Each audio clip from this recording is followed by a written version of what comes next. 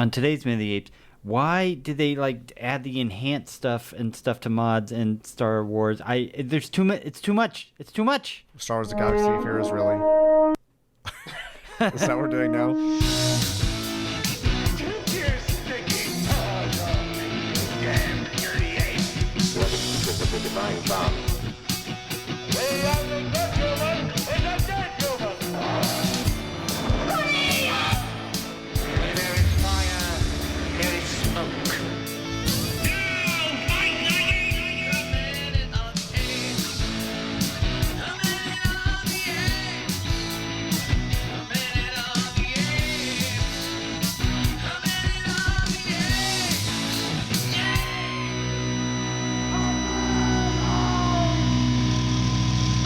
Hello and welcome to Minute of the Apes, the daily podcast where we break down every minute of the Planet of the Apes movies, 1 minute at a time.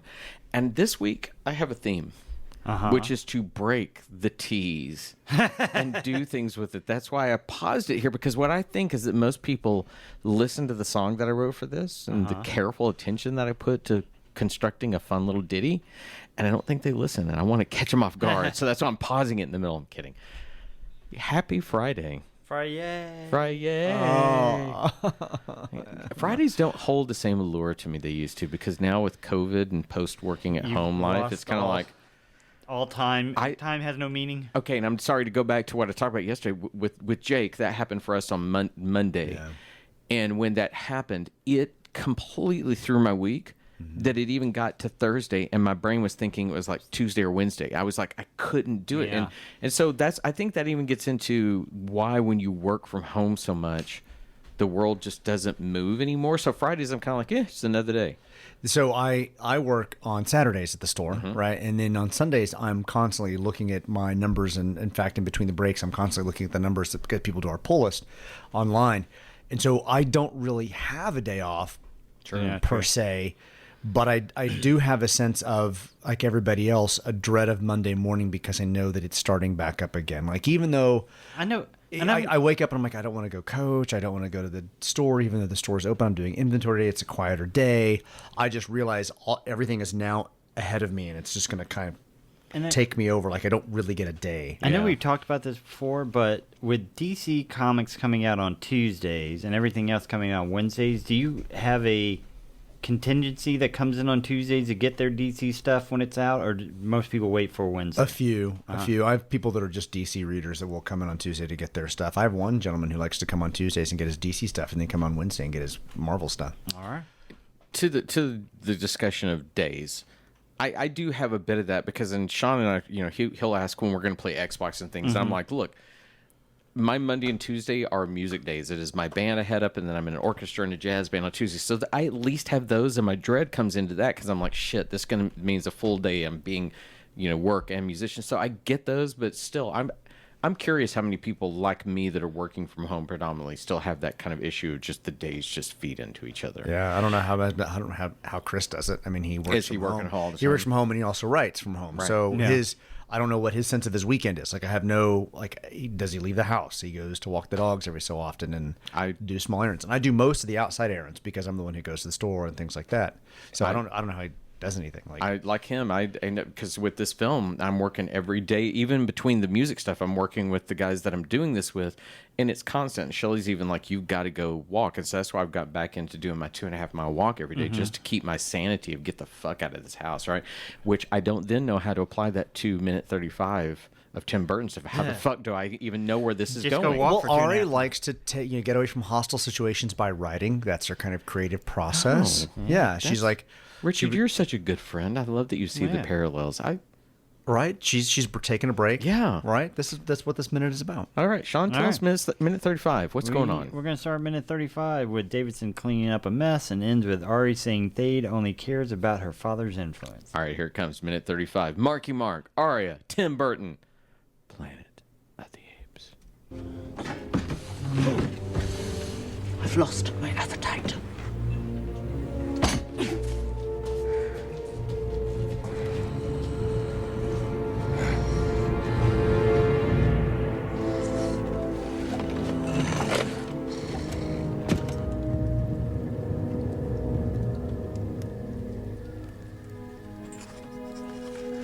I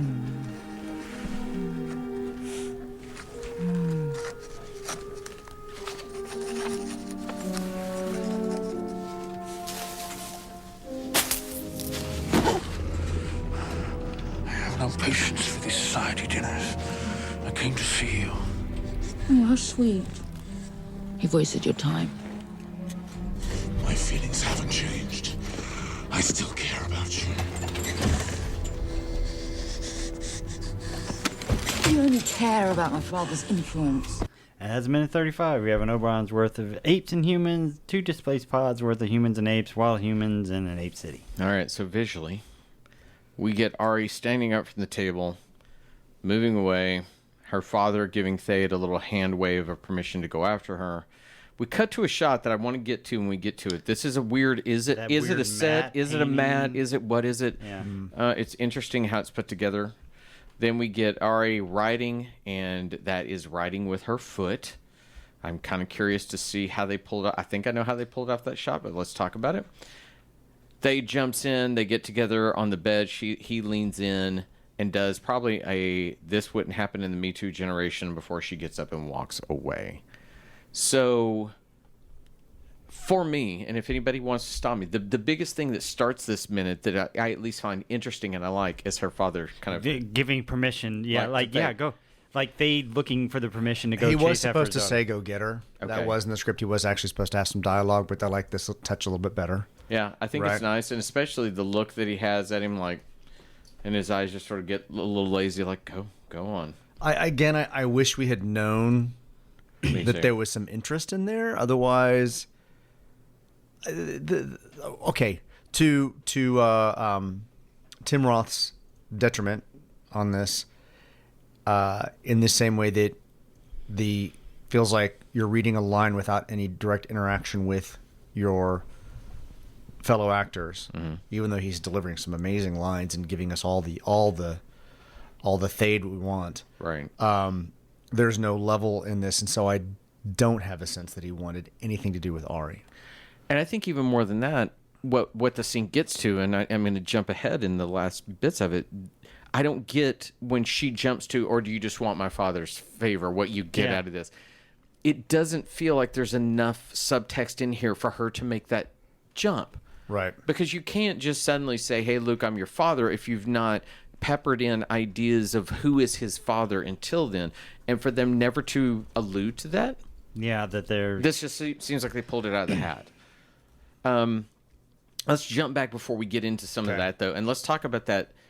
Is that a matte painting? I mean, that's the only thing I can figure out because it has some weird smokiness to it. If you go to... And we're talking, if you're watching on home, in, about 18, 19 seconds. If you look at center top left, there's an ape or something that comes out and moves over there, and I don't know if that's supposed to be Ari or if it's supposed to be... It looks like a gorilla to me. Or if it's just somebody... So I don't know where we're supposed to be focusing in here. We're supposed to be looking in the middle there... Where there's a little movement. That's a pretty massive set, though. I mean, the thing that's probably a miniature. The thing in middle is her. Right. Oh, yeah. That's her in her little swinging bed. Oh, right. Okay. But I mean, you could do this by oh, now I see putting multiple images together, right? Well, yeah. I mean, that's nothing but the Willis O'Brien of King Kong, where you're actually putting some vines in the front and all that to give a texture and a look, and you're doing some backward projection stuff on it. We're putting some flames kind of around it to make it look like it's in a distance. Like it has depth and movement. I think that's too large of a set for them to have built, unless it's part of the reconfiguring of one of the city scenes from earlier. I think it's definitely, there's no way they built the entire thing. I could see that maybe they built... Here's what's weird. So you can tell they built the thing with her swinging center. And then if you look far camera left, the furthest flame over to the left above it is a guard. Yeah, that's most distinctively on his own platform. And then you've got these other two. There's a guard to his right on the same level, a little bit back on a tan platform, and then a guard up on a ledge. So there are 3 guards in here. Yeah. And the weird thing is the harder thing to build is that guy off to the left to have this expanse, and then are you backward projecting the rest of it? And it's just a very weirdly it's cool looking, but it's weirdly constructed. It is. Yeah. It is. I honestly, the way they gave us the shot, I would probably have to see it in the theater as opposed to on the tiny screen Yeah. to be able to look at it a little bit better, because even the guards off to the side and this idea that the house is protected, they're in a closed city or a closed community or whatever, is lost on me because of how big the shot is. I don't really get the sense of that. Like she's under some type of lock and key. Is that what we're going for? Yeah. I don't know. Well, okay, so then we get her writing. You can. Hi, Lucy. You can tell that Tim Burton thought to himself, "They're never gonna see this coming. You're gonna see the foot quill moving, and you'll see one hand, and then the other hand, and guess what? She's writing with her feet."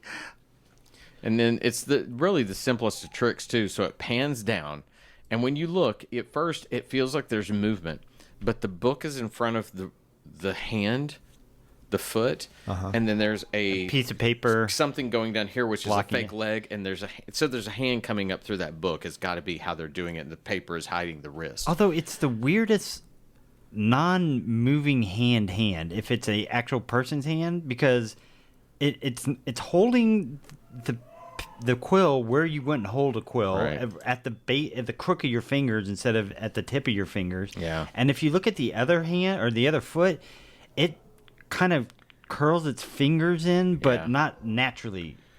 Well, and then what's weird too? So, So I think that literally those are just prosthetics that somebody is a Oh, fake. I don't think it's a person's hand. I think it's a prosthetic. I think it's a person's hand Oh, because it's a I think person's hand. I think if you look at the two legs, they're very stiff, and they're rigid like false things, because both of them have stuff hiding where the hand would Because be. both of what would be her leg knees are just stuck. They're not. Yeah. They're not actively moving. So it's a hand. I That's think moving she's sitting down on something. Those are fake legs and knees that go down like that, and then they're hiding the wrists that reach up under it and do that. there. I agree that the way that it's holding the quill is weird. Oh my God, my poor dog downstairs is heart is being Because broken. you hold a pen normally like between these three fingers, and they put it. Maybe they thought apes do something like that. Who knows? It's a very Well, all weird the thing. apes I've seen writing do not hold it like that. What Of course they don't. What I appreciate more than the awkwardness of having somebody write with their feet is Helena Bonham Carter's work with the prosthetics, work with your eyes to make this stuff happen. She is definitely is coming to life in this particular moment of thinking about writing something, looking off to the side because she hears something, and then darting her eyes back over and then beginning to interact with Thade. And I think she does a phenomenal job of the subtlety of what she does with her eyes, puffing out her cheeks briefly and her jawline to kind of move it forward when she's thinking a little bit here and there. I actually thought this was a nice moment of being able to see what she could do with a quiet moment in this mask. Well, you want to talk about a fun thing, and we're going to do this. Let's skip what Tim Roth does when he comes in the scene. But once he comes in, she's sort of looking over to him with eyes of indifference, right? As he leans in, I'm going to find the look. Hang on. As about 54 seconds in, her eyes look back to him, and the nose kind of snouts just a little bit, and then there's just the ever slightest grimace before she turns.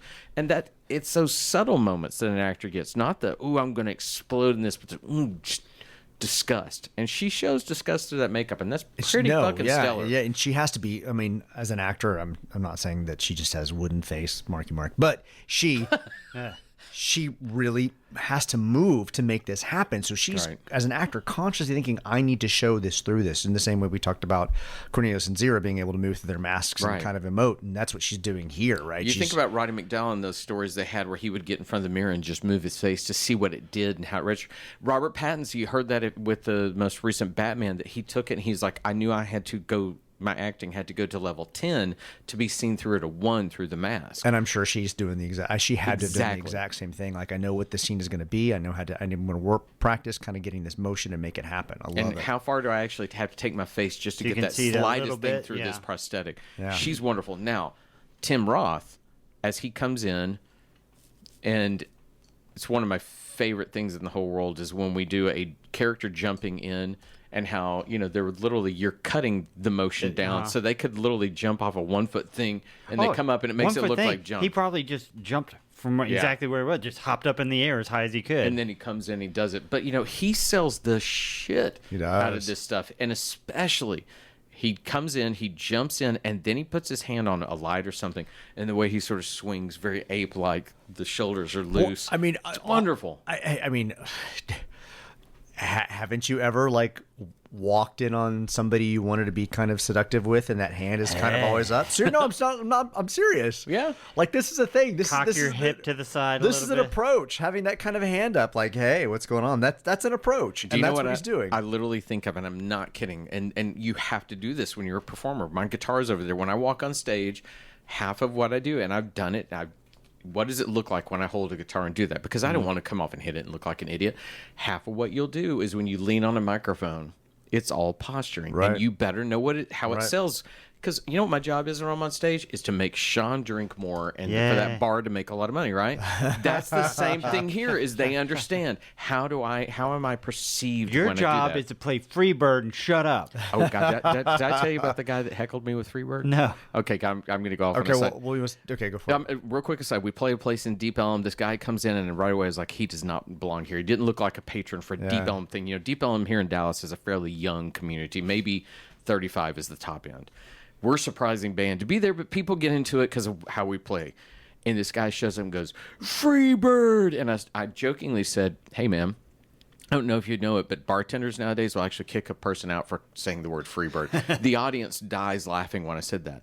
Stands up, F you effing derogatory about homosexuality. term. Wow. And I was like, and I looked at his wife, said, I'm sorry. And he's like, you to his wife, and they escort him out, and he's like, F you, you F again. And I was like, Wow. I was like, good seeing you. You can leave now. And, you know, the audience cheers, he gets thrown out. But I'm like, have a good night. that's and Get an all, Uber. All my time ever playing music, that's the first heckler I ever had. Wow. I mean, I'm sorry you're. Well, gonna he was get already beaten someplace tonight. else. I mean, that's the sad part. It wasn't you. It wasn't me. He was so ready for that. It was going And to the be fact- somebody else. Well, and the fact that I kind of zinged him too, he didn't like that. Yeah. Regardless, you know. I just hope you're happy that his wife got beaten that night. Oh, God, oh, Sean. It's all because of you. Holy shit, You man. and Freebird.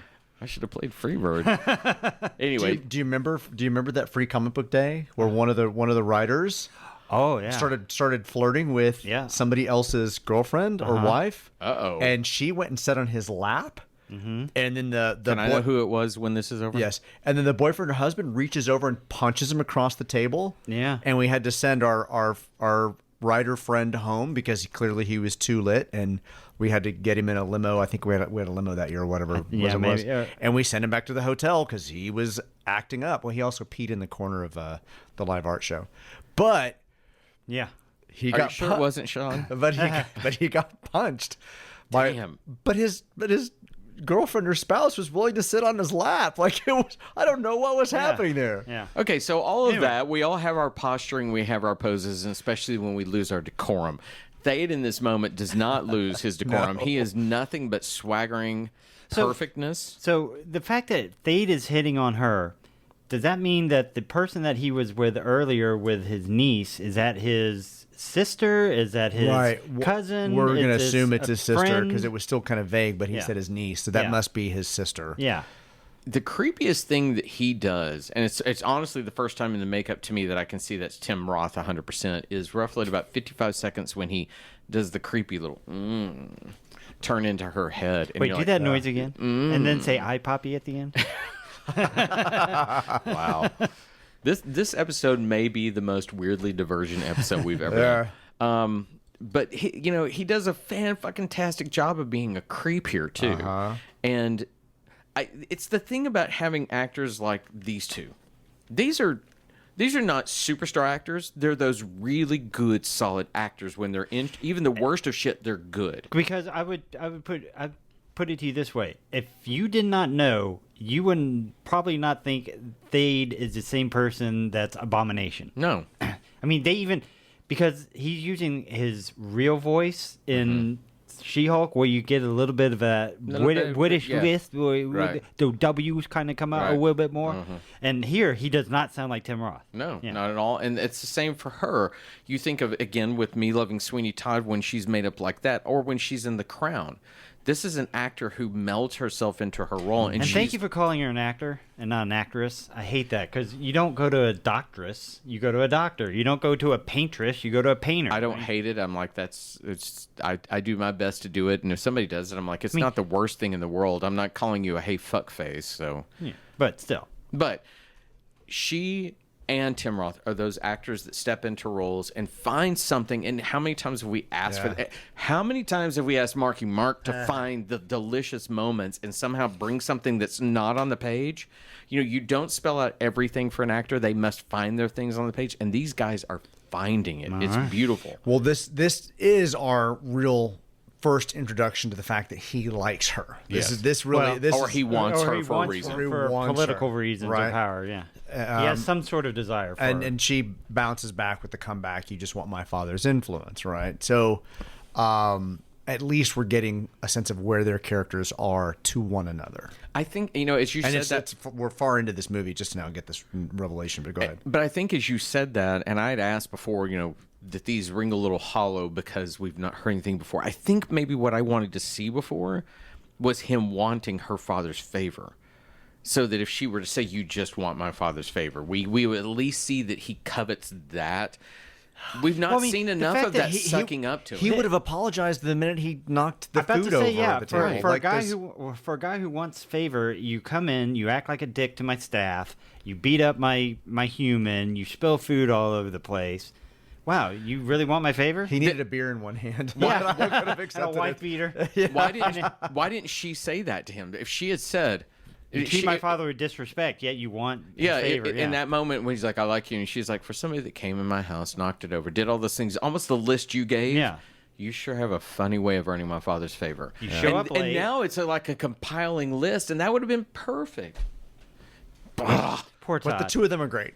The two of them are fucking awesome. We're getting some acting. They make me want to watch this movie.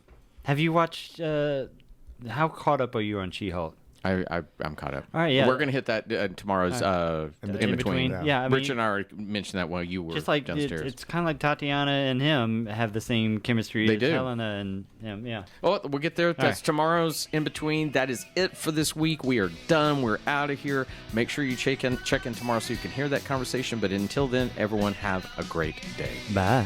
Bye, everybody.